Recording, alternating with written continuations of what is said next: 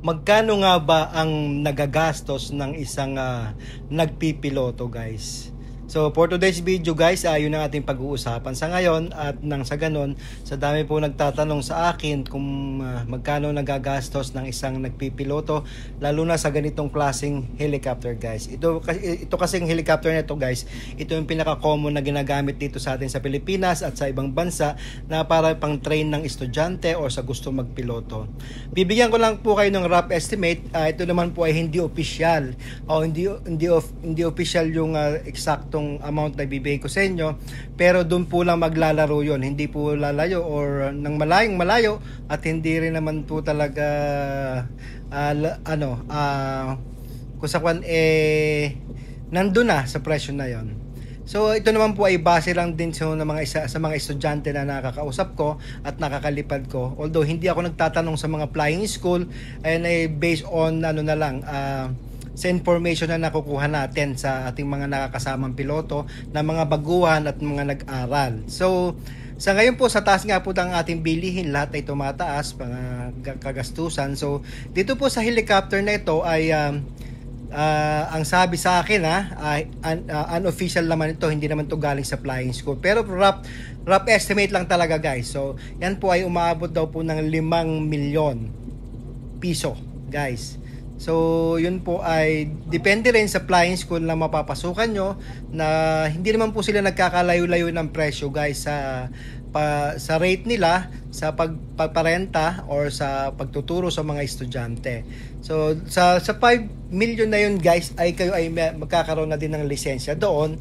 Pero sabi nga na pagka ganun, napaka-limited pa yung time nyo, ilang oras lang yon na lipad nyo, dahil sabihin ko sa inyo, guys, sa presyo ng rate per oras nitong helicopter na ito, pumapatak ng 60 to 65,000 pesos per oras, ilang oras ang gugugulin ninyo para makakuha kayo ng student pilot at saka ng commercial pilot. So mahaba talaga. Kuwentahin nyo na lamang kung kailangan nyo ng 100 oras para magkalisensya kayo dyan sa ganyang klase. So roughly nasa 6 million na yon. Pero siyempre, depende pa rin nga din sa performance na nakikita sa estudyante, kung siya ay pwede nang i-check. At sa bagay, yan naman po ay estimate na talaga na at that amount ay may lisensya na ang ating piloto. So yun nga po, nasa 60 to 65 yung per oras nito. Kaya talagang doon sa 5M na sinasabi ng mga estudyante ay meron na silang lisensya, pero hindi naman po garantisado na sila ay magkakaroon kaagad ng trabaho. Yun nga po, sabi nga natin, pagkabaguhan ka, hindi naman basta-basta ikaw ay kukunin ng isang kumpanya na ikaw ay gawin nilang piloto, dahil kailangan mo pa talaga ng malaking flying time or experience, guys, sa liparan. So hindi agad ipagtitiwala yan sa iyo. Mas maganda kung may makukuha kang company na bibigyan ka pa ng panibagong training or ng experience at saka ng flying time, guys. Doon na magsisimula yung career mo, guys. Pag kami nakita ka o nagbigay sa'yo na kumpanya na ikaw ay bigyan ulit ng oras na makalipad para ma-build yung confidence mo, at lalo na sa mga diskartihan, guys.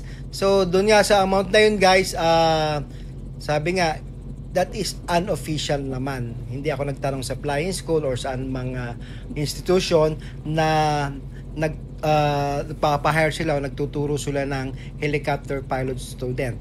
So yun ay base na lang din sa mga nakakausap ko, guys, hindi po talaga yun official.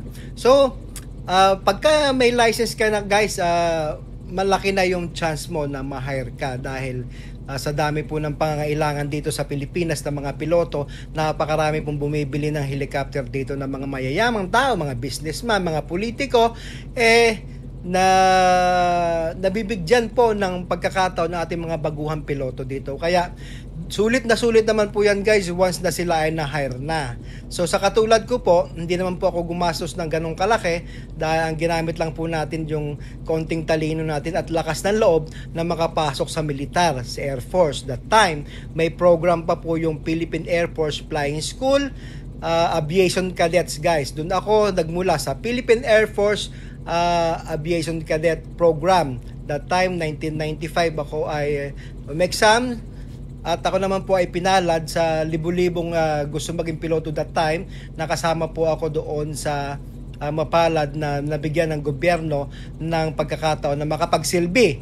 At bago naman po ako lumalis ng gobyerno ay talaga namang sulit naman po sila at marami naman po akong nagawang misyon, marami po akong na-perform na-accomplish ko lahat, nakapagturo po ako ng mga estudyante at galing din po ako sa combat kung saan may gera, kung saan may sakuna, nagre-relief operation, may VIP flight, at iba't iba pang mission, guys. Kaya naman po talagang pagkagaling ka sa serbisyo, talaga naman pong napaka dami mong experience, guys, sa pagpapalipad at sa lahat ng trabaho, guys. So, yan po ang masasabi ko sa inyo.